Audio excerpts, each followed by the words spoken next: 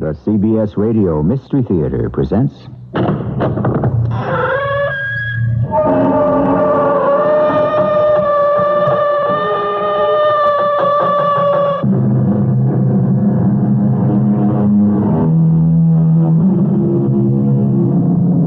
Come in. Welcome. I'm E.G. Marshall. Have you noticed the extraordinary lengths some people will go to gain their way? The ingenuity and inventiveness that is applied to downright crookedness would, I am sure, supply enough energy for centuries of heat and light. Today's story is an example without parallel from the master storyteller without peer, Arthur Conan Doyle.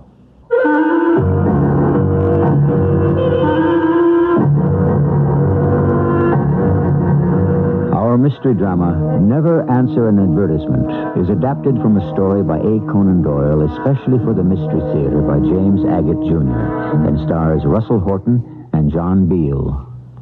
I'll be back shortly with Act One.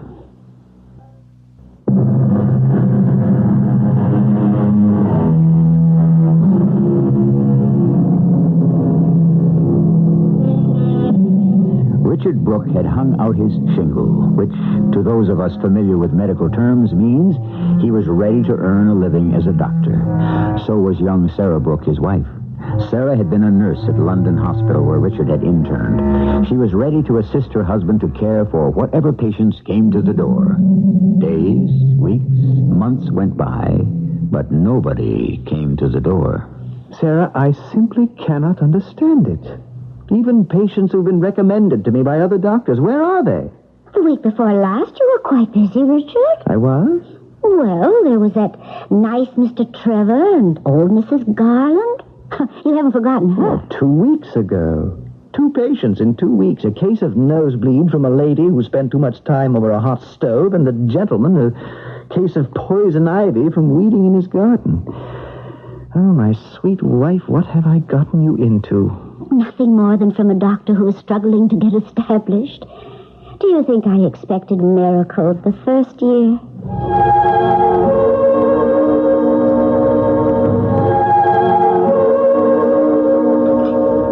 Well, that was a wonderful meal, Sarah. Will you excuse me a moment, Richard? I just want to fetch something. You're certainly spoiling me. I don't know how you manage on the shillings and pence you have to spend. Sarah, did you hear what I said? Of course I did, darling. Just bringing in the newspaper from the hall table. There's something here I want you to see. Situations wanted, employment opportunities, personal. Oh, Sarah, you haven't been looking at the help wanted column again. Well, what harm can it do if I brought in some extra money? I suppose you're right. Here, Richard, you look. Perhaps you can find something for me. I think there are 2 kinds of jobs I could manage. After all, I am a registered nurse, so I could do private nursing.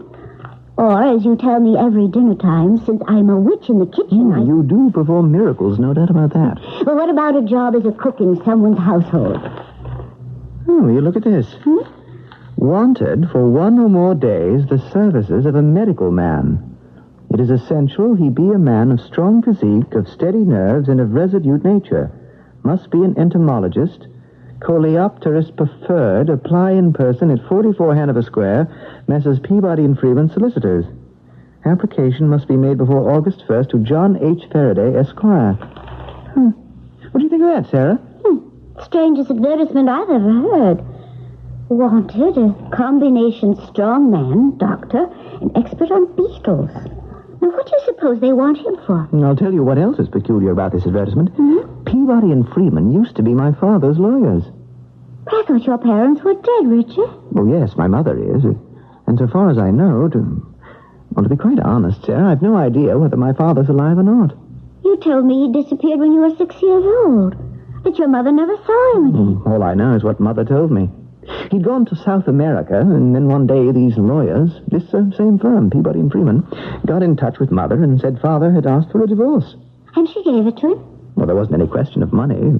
At that time, Father never had any. I think he'd gone off to run somebody's coffee plantation. So it was Mother who brought me up alone. In fact, she never knew it, but she was the one responsible for my going into medicine. Oh. You see, when she died, Mother was quite young, no more than 30. I thought to myself, if I could become a doctor, or rather, if I'd only been old enough to be a doctor, perhaps I could have saved her life. You never told me that before. It's just that, well, it was all past. I never thought about it. So, shall I answer it? I'm strong. I'm a medical man. Sounds as though I could make some extra money quite easily. 2 days' work. Isn't that always the way? Here I am looking for some part-time work, and you find it. I think I'll go around first thing in the morning to 44 Hanover Square and see what these lawyers have up their sleeves. But it says they want an entomologist. Yes. A coleopterist preferred. Isn't that lucky? Richard Brooke, what do you know about beetles? Well, what do you think is in that box of wooden trays in the basement? A fairly decent collection of beetles, weevils, and strepsitzers. It's been my hobby for years. I used to know quite a lot about the species. And what I don't know, I could find out. Richard, what am I? Your wife or a stranger?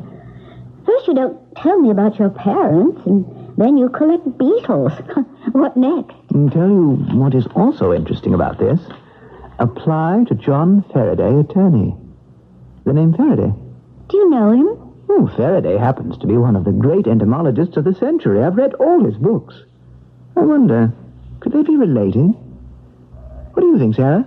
May I see that newspaper again? Wanted. A man of steady nerves, strong physique. Well, that's you, all right. Oh, as a matter of fact... Now, don't tell me. I don't want to hear it. I know what you're going to say. When you were in grammar school, you were an Olympic weightlifting champion. Oh, almost. For 2 years running, I won the weight-throwing competition at Inter-Hospital Sports. Oh, Richard Brooke, you're impossible. But I guess that's why I love you.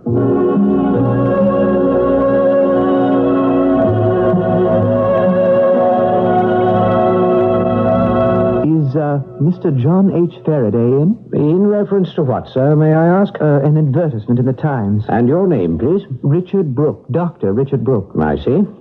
May I ask you a question? Sir? Is Mr. Faraday, the attorney, in any way connected with Sir Hugh Faraday, the entomologist?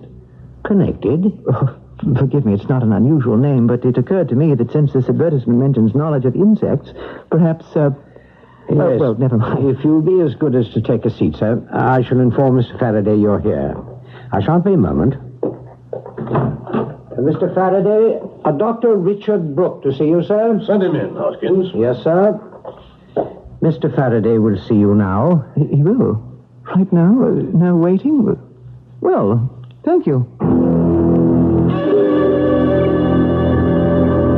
And, Dr. Brooke, you believe you have all the qualifications necessary? Oh, I believe so, Mr. Faraday, but I'm not certain what I shall be called upon to do. Well, you are a powerful young man.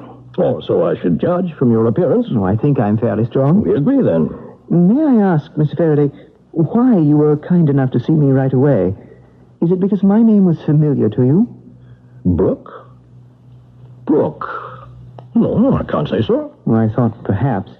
Actually, I'm Richard Brooke, Jr. It was also my father's name, and many years ago your firm represented my father in a legal action, or so I thought. Oh, yes, I understand. My dear doctor, Peabody & Freeman is a very large firm, and we have many clients. And I only joined the firm 2 years ago, so I'm afraid your father's connection with us had no bearing on my seeing you quickly. No. Well, it doesn't matter. Frankly, Mr. Faraday, I'm having a difficult time getting established in my profession. I don't know, perhaps I've chosen the wrong location. Or at any rate, any spare money I might earn would be welcome. Have you ever been exposed to danger? Physical danger? No, I have not. Do you think you would be cool and collected at such a time? I hope so. I believe you would. My impression is, so far as personalities go, you may be the very man we are looking for. I'm glad to hear it. That being settled, let us pass along to the next point. Which is? To talk about beetles. Please start. Yes. The advertisement made it quite plain that such knowledge is essential to the work we need to have done. Are you a collector by any chance? Well, in a way, I have a modest collection which I started when I was a boy. A point in your favor. Well, proceed. It's incredible, Sarah. I really don't know what to make of it. For an hour, I talked to this lawyer, John H. Faraday, about beetles. 1 whole hour. to talk about on those little things for an hour? Sarah, now don't be irritating. Some people have made it their life's work. Anyway, whatever the job is, it's very hush-hush. It'll take as much as 2 days, and I have to go out to the country somewhere. Sounds pretty strange to me. How do you know it isn't something criminal? Can't you find out more about it? No, I don't think so. His attorney seems very reputable, and after all, the firm did represent my father. Who ran out on your mother? Sarah, what's bothering you? I marry a doctor. At least he's starting out to be a doctor. A good doctor. In fact, a fine doctor. Things go slowly, and one day I say, Richard, I think I'll get myself another job. We need money. And before you can say mouth, it's you who has taken on some strange secret line of work requiring you to be A, a doctor, B, very strong, and C, an entomologist. And no one will tell you what it's about, where, when, or even how much they're going to pay you. My darling wife, I love you very much, but if you talked less and listened more, you might find out more. No, I don't know what I'm hired to do, but I do start tomorrow morning. Mr. Faraday is driving me out to the country, and the pay is £100 per day. £100 a day? Now I know something's wrong. It sounded pretty right to me. Richard Brooke, I am positive that what you have agreed to do must be crooked. No honest work pays that kind of money. In the mystery business, this is what we call the setup. The bait is offered to the unsuspecting. He nibbles at it and swallows the hook. And then some unknown manipulating force reels the sucker in. But perhaps young Dr. Brooke is not that kind of a poor fish. We'll find out more when I return shortly with Act Two.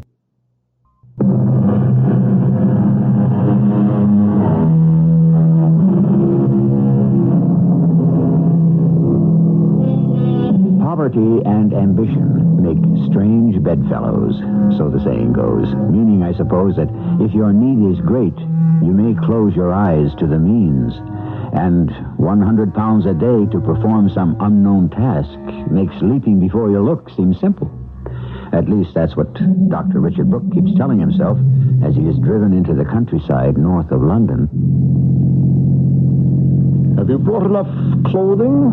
If our stay is extended. Well, you said 1 day or two, Mr. Faraday. Are you averse to staying on 3 or 4 days? At £100 a day? I do have a practice that needs attending to. Not much of one, Dr. Brooke. Don't say anything. Naturally, I've had to make inquiries. Well, you have the advantage over me. I'm quite in the dark about this whole business. Do you know Sir Hugh Faraday? Know him? No, I haven't had the pleasure, but I've certainly heard of him. He's my brother. I suspected there was some connection. It is Sir Hugh whom you are about to meet. His books have been my inspiration even before I began the study of medicine. But surely, Mr. Faraday, if you wanted someone to talk about beetles with your famous brother, you could have found someone more expert than I. Well, this much I can tell you. What we are about to do is for the benefit of Sir Hugh. We are about to assist him in an area where he cannot help himself. It all sounds so mysterious. Trust me, that's all I ask. Put yourself absolutely at my disposal, and remain always at my side while we are at Heatherthorne. Is that the name of Sir Hugh's country place, Heatherthorne? Well, didn't you know? No, I'm afraid not. You must promise to do whatever I ask, however unreasonable it may appear to you. I wasn't happy when you told me that yesterday. Well, you should have said so then. It's a good deal to ask of anyone. Shall I turn back? There's still time. No, of course not. I'm sorry I mentioned it. Is this it, Heatherthorne? My goodness, no. We're at my sister-in-law's house. Lady Faraday, Sir Hugh's wife? Lady Evelyn. Yes, she has this little cottage of her own a few miles south of Heatherthorne. She expressed a desire to meet you. How do you do, Doctor? My pleasure, Lady Evelyn. Evelyn, I think we have found the right man. Dr. Brooke is actually a collector of beetles. Well, then you must have heard of my husband. Oh, indeed I have. But you've not met him. We're on our way up to Heatherthorne now. Have you told him? Only as much as I thought safe for him to know at this point. You wanted to meet him, so we stopped by. Evelyn, don't despair. It will turn out for the best. No, it's not that. I put my hand to my head because I know. Have you quite recovered? Or does it still pain you? Oh, sometimes it hurts a bit. If you'll forgive me, Lady Evelyn, when did you last have that cut over your eye attended to? No, I go in every few days to see my doctor. May I take a look? Well, if I were you, I'd go see him tomorrow. It's getting a bit infected. Oh, sure. Thank you, doctor. How did it happen? The stupidest thing. I ran into a door one night. Evelyn, I think we should be off. I'm so worried about you, John. Do be careful. I have a good, strong right arm beside me. Oh, yes, he does look strong. Good luck, Doctor. I may need it. I wish I knew what to expect. Well, Doctor, one thing you may be certain of. You will not be asked to do anything of which your conscience does not approve. Doctor, I am hopeful that when this is all over, you will be proud to have helped us.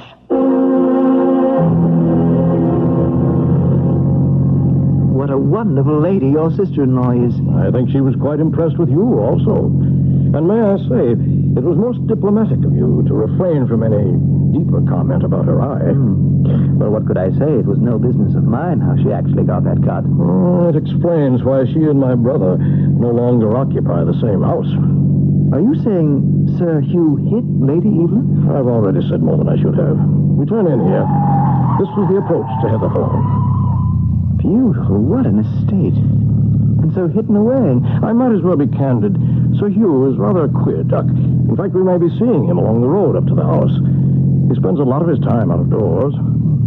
Oh, is that him? The man with the heavy walking stick? Yes, that's my brother. I'll pull up near him. I'll try to get him to come along with us. And when I get him into the car, please talk Beatles all you can. Oh, hello, you.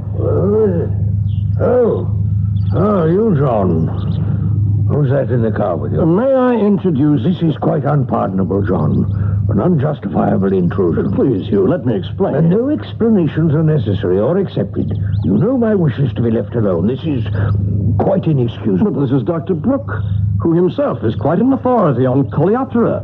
Brooke? I can't say I know the name. Well, Mr. Faraday's quite kind. I would hardly call myself an authority. Well, what do you know about beetles? Why don't we all drive up to the house together? All right. I've walked enough. May I present Dr. Richard Brooke, Hugh? This is a great honor, Sir Hugh. Oh, is it? What have I to make you so respectful? Dr. Brooke, talk Beatles. What? Oh, yes. Well, I'm waiting. What do you know about beetles, Dr. Brooke? Whatever I know, I learned from reading your work, Sir Hugh. Oh, was that a fact? Yes, well, it's a rare thing for me to meet anyone who takes an interest in such matters. I happen to be the first man to describe the true functions of the Elistra. Well, I'm glad you stopped by. Perhaps you'll stay for a meal, eh? John, can you stay the night? Ah, yes. Oh, yes, Doctor. I'm sure I can show you some specimens in my collection that will interest you. Nay, astound you. This is one of the most impressive living rooms I've ever been in. Yes, it is quite baronial, isn't it? Dates back centuries. I believe Heatherthorne was built in the 1200s. Oh, that fireplace, like something out of King Arthur's Camelot. Where is Sir Hugh, Mr. Faraday? Does he always disappear like that? He does. Showed us to our rooms and then popped off for his afternoon nap. We'll just make ourselves at home. I'm still not very comfortable in this situation, you understand? You're doing just fine, believe me. I had no idea you were so well-versed in beetle lore. I think my brother was quite taken with your expertise. It's also very different from what I expected. There's heavy locks everywhere, the heavy doors, bars on the windows. And Sir Hugh going about from room to room, brandishing that enormous walking stick like a club. What is he afraid of? It's a long story, Doctor. He has a certain kind of complex. I can't explain it. I think you have explained it. Persecution complex, pure and simple. Well, let's not jump to any conclusions. Will you have a drink? Glad to. Will some of this red wine do? There's a decanter full. Oh, by all means. It is such a gloomy place, this. I was just looking out the window. I thought I saw two men walking together. One had his arm through the other's as though he were restraining him. Probably the gardener's. Oh, look there. That woman in a white uniform crossing the path. I don't know what happened. The decanter slipped right out of my hand. Mr. Faraday, will you come over here and sit down? That's right. Now, I may only be someone you've engaged in some secret part-time work, but I am still a doctor. I am still able to diagnose. Now, but please, let me finish. I can see that your nerves are getting the better of you. Yes, I am nervous, Doctor.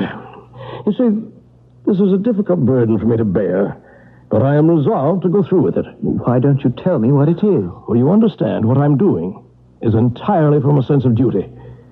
I know that I'm taking quite a risk, and if things should go wrong, I wonder who would mourn me.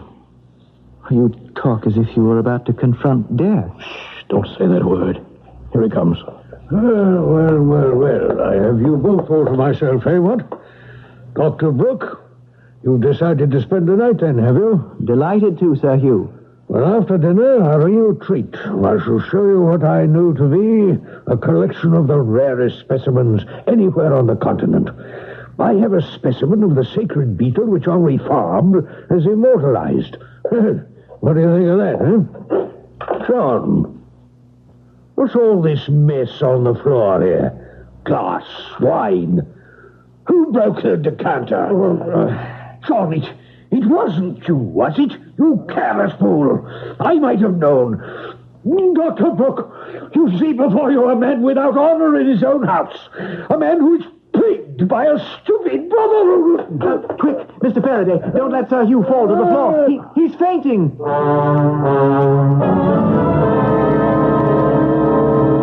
What time is it, Mr. Faraday? 9 o'clock.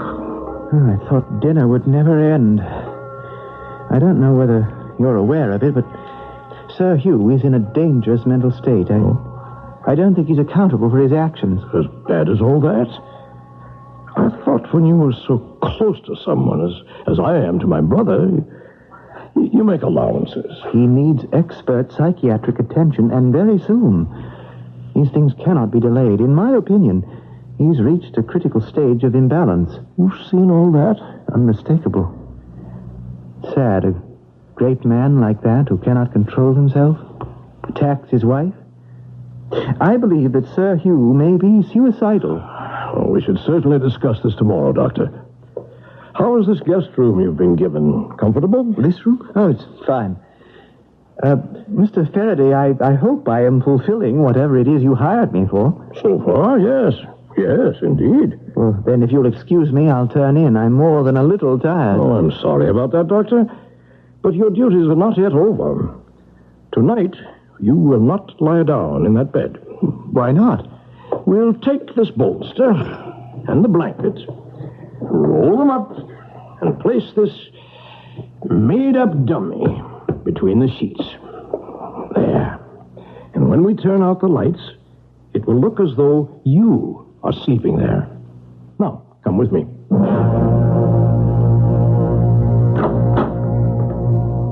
This is the second guest room on the floor, the one I usually occupy. Now, we do the same as in your room. Roll up the bolster and the comforter and simulate my being in this bed.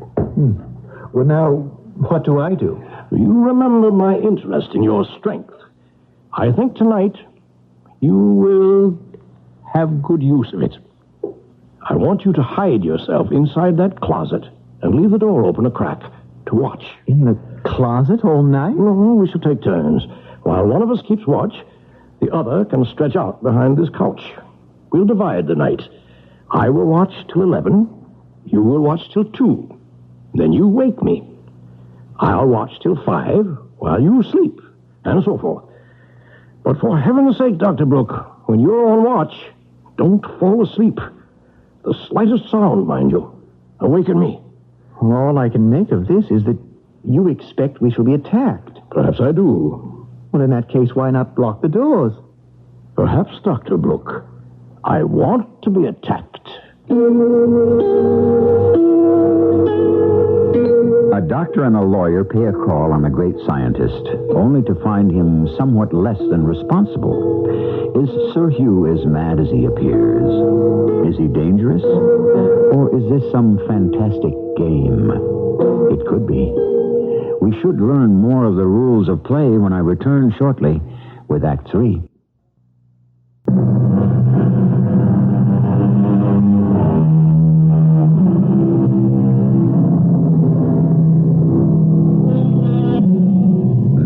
The mystery Conan Doyle has bequeathed us, plots with incredible twists, eccentric characters, frightening locales, and ingenious solutions. None, however, more outlandish than this night spent at Heatherthorne, as Dr. Brooke and Attorney Faraday keep watch. But against what? Faraday, it's 2 in the morning. Huh? Oh. You heard something? Someone trying the door? No, it's 2 o'clock. Oh, good. It's my turn to hide myself in the closet and keep watch. Hope you can catch 40 winks. I didn't find it so comfortable behind the sofa. I'm not so sure I'll be able to sleep anyway. Shh. Can you hear something? Yes. Someone's walking down the hall. They've stopped outside the door. Who is it? Let's get into the closet.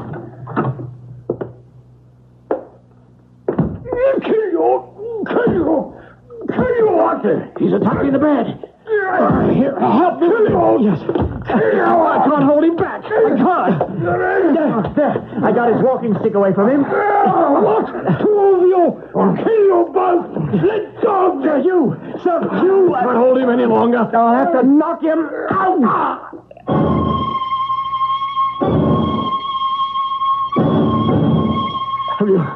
Have you got him tied securely? Yes, I used the sash of his dressing gown. You're all enemies. You come spying on me. I know what you're after. You think I don't know? Evelyn, she's against me too. Sir Hugh, now, no one is going to hurt you. I don't know what I would have done without you. He was bent on killing his own brother. You saw the way he clubbed the bed where he thought I was sleeping. Now, I want you to distract him while I go back to my room and fetch a hypodermic. Keep him talking. Who is that? That young man who just left the room, John. Have you let some stranger into my house? Where's Evelyn? She'll soon set everything to rights. Oh, don't you remember, Hugh? The young doctor who's interested in your research on beetles. Beetles? Yes. What beetles? I won't have the filthy things in the house. Is he settling down? Now, Sir Hugh, I'm just going to pull your sleeve up. There, now you're not going to feel this at all, and it'll help you sleep.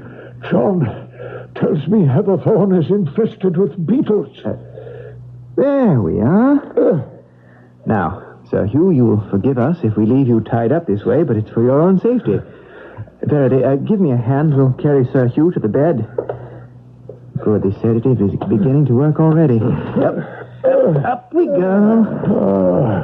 I like being carried. When I was in Africa, in my younger days, searching out various specimens, they always carried. Good. You'll be quiet now. Let's go back to my room, Faraday, where we can talk.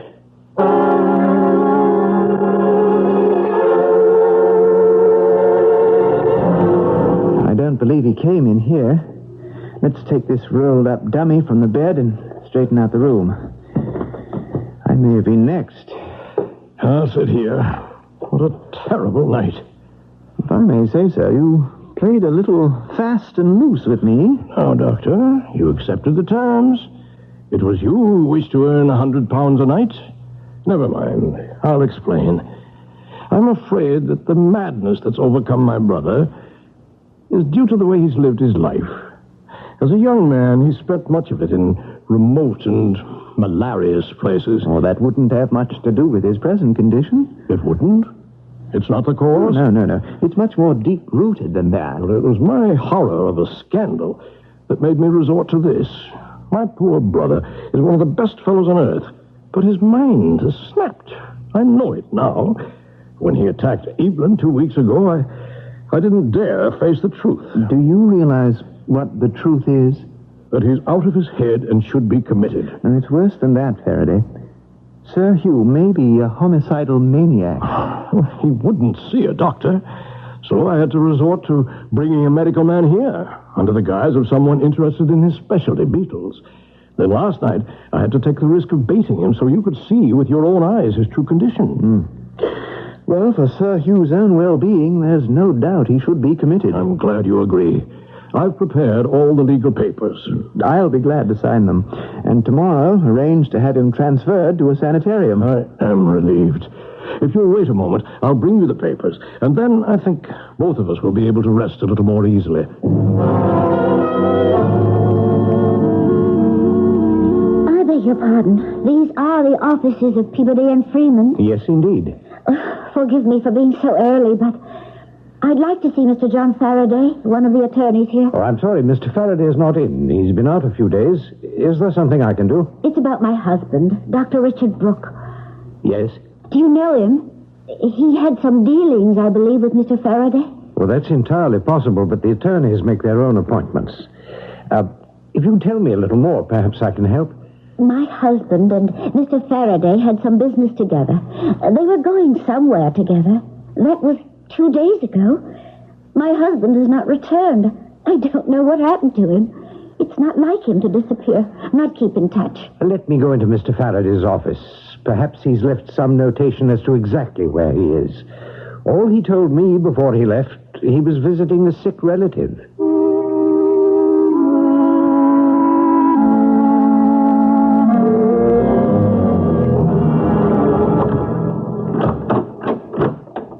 Dr. Brooke. Dr. Brooke, wake up. I have brought you your breakfast. What?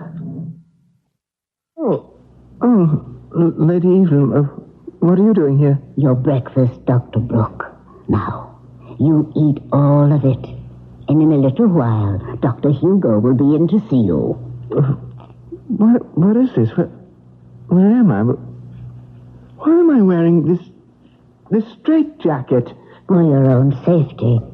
You were a little rambunctious last night. Lady Evelyn, is this a joke? What are you doing dressed up in that white uniform? Now, Dr. Brooke, we don't want you to excite yourself.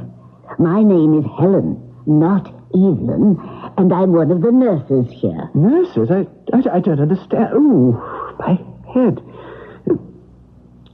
That taste in my mouth. Well, I've been drugged. I've got to get out of here. Please try to calm yourself. You only make it worse. I am afraid you can't live here just yet. Well, what room is this? This isn't where I went to sleep. There are bars on the window. And on the door. So, if you'll just eat what I've brought you, quietly, everything will be all right. Am I going mad? Do you mean to tell me you are not Lady Evelyn Faraday, the wife of Sir Hugh Faraday? No, indeed. My heavens, no. We didn't meet yesterday at your cottage a few miles south of here? Yesterday you spent the entire day in bed, in this room, sleeping. Only last night you became a bit violent. We have not met before. In your dreams, perhaps, Dr. Brooke. You were admitted here 2 days ago. Now, wait a moment. That cut over your eye, didn't I tell you to have it treated where your husband hit you? Dear me, I have no husband. No, I'm afraid that's the affectionate mark of one of our inmates. Patients. He threw a glass at me. Did you say inmates? Where am I? Isn't this Heatherthorne, Sir Hugh's country house? It is Heatherthorne, Doctor. And we do call it a country house. But I'd rather leave the rest to Dr. Hugo to tell you.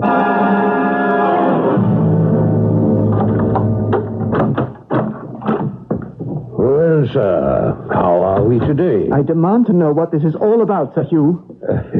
I'm Dr. Hugo. Now, young man, you have nothing to be concerned about. You're in good hands. Where am I?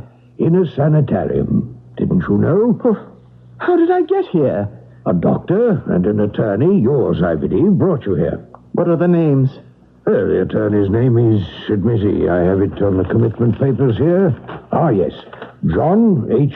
Faraday. And the doctor? Dr. Richard Brooke. What is this game you're playing? You know full well, Sir Hugh, I am Dr. Richard Brooke. You've been calling yourself by that name since you were brought here. And many of our patients imagine they are the very doctors who attend them. And frankly, if you wish to call yourself Dr. Brooke, I have no objection. Do you realize that keeping me here in a straitjacket is out-and-out kidnapping? No one would believe that. You were brought here by a doctor and a lawyer for treatment. Means nothing to worry about. Your memory has failed you a bit. I don't expect you to remember attacking me last night either. Oh, this is incredible. Or do you? When I came into your room to check you, you attacked me. Fortunately, we were able to restrain you in that jacket. How long am I being kept here? How long? That really depends on you, sir. I'd like to know what your name is. Why, of all the people in the world, would anyone go to such lengths to keep me a prisoner? If you think I don't remember how I got here and why, and who you and Mr. Faraday pretended to be, you are much mistaken. It's laughable. I am not insane, nor will you be able to drive me insane. Mrs. Brooke, I don't find any notes on Mr. Faraday's desk or calendar where he might be. Why don't you come back tomorrow? Tomorrow? Oh, that'll be 3 whole days. Don't you realize my husband is missing? I can't let 3 days go by and do nothing. Is there no one here I could talk to? Well, unfortunately, Mr. Faraday's secretary is out ill. She's been out a few days also. Well, can I reach her at home? What is her name? Well, I don't think we can give out that information. But I must know. I'm going into Mr. Faraday's office myself. No, you can't go in there. Well, Hugo, how's our patient? So far, so good, John. But we can't keep him here forever. We'll need time. Helen, how does he act with you? Indignant. We've got to keep him quiet. The only way is to go on sedating him. He laughed at me, kept calling me Sir Hugh. I think you played that part too convincingly. No, he knows better, but he doesn't know why. But don't I get any compliments for my role as Lady Evelyn? No, seriously. What I don't like about this, John, is that this business endangers the entire home. You must have considered that, Hugo, before you decided to come in on this with Helen and myself. But I run a respectable rest home. We have other patients, and if word of this ever got out... How could it? We have signed commitment papers proving he thinks he's Sir Hugh Faraday. I've made application to the court for guardianship. Now, as soon as that's approved, we'll have the money. Then you can let him out. There's no chance of his ever finding out. None whatsoever. His father's dead, and I am handling the estate. I've got to get back to town. I'll leave Brooke to you and Hugo. You do your part, and I'll do mine. For a little effort, my friends, we shall all have an equal share in £500,000. Good morning, Mr. Faraday. We had a little trouble yesterday, and you may find your desk in something of a mess, sir. Trouble? What trouble? Well, the wife of the doctor you had an appointment with came by asking for him. Doctor? What doctor? I went to the country to visit my brother. Well, the lady insisted that you'd gone off somewhere with her husband, a Dr. Richard Brooke, I believe. And I'm sorry about the police, sir. What police?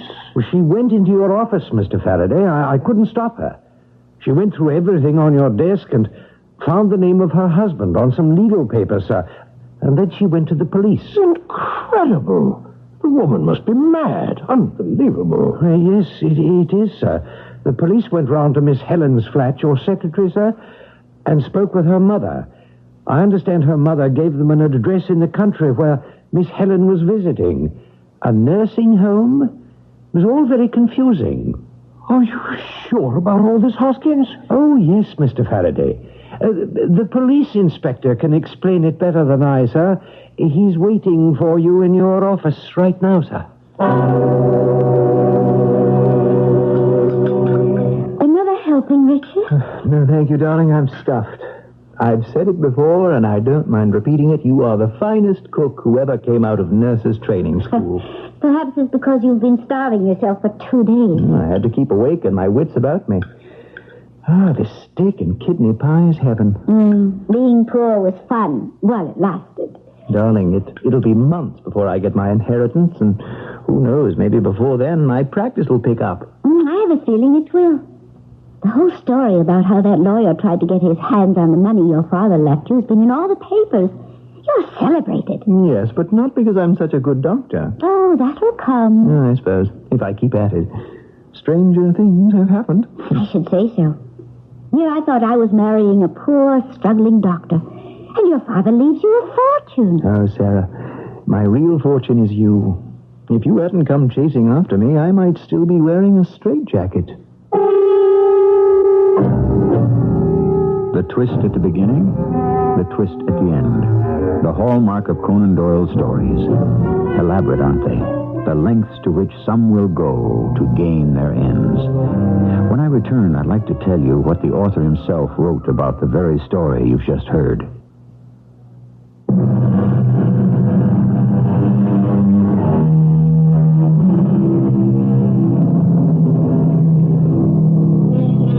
Arthur Conan Doyle tells us that these stories concerned with the grotesque behavior of his characters should be read aloud around a flickering fire on a chilly night. Of course, Sir Arthur had no idea that through radio, you don't need a particular season, time, or place. But to quote him, he goes on, "If this story gives pleasure to anyone at any time or place, I shall be well satisfied." I think he should be. I think he is. Our cast included Russell Horton, John Beale, E.B. Juster, and Court Benson. The entire production was under the direction of Hyman Brown. This is E.G. Marshall inviting you to return to our Mystery Theater for another adventure in the macabre. Until next time, pleasant dreams.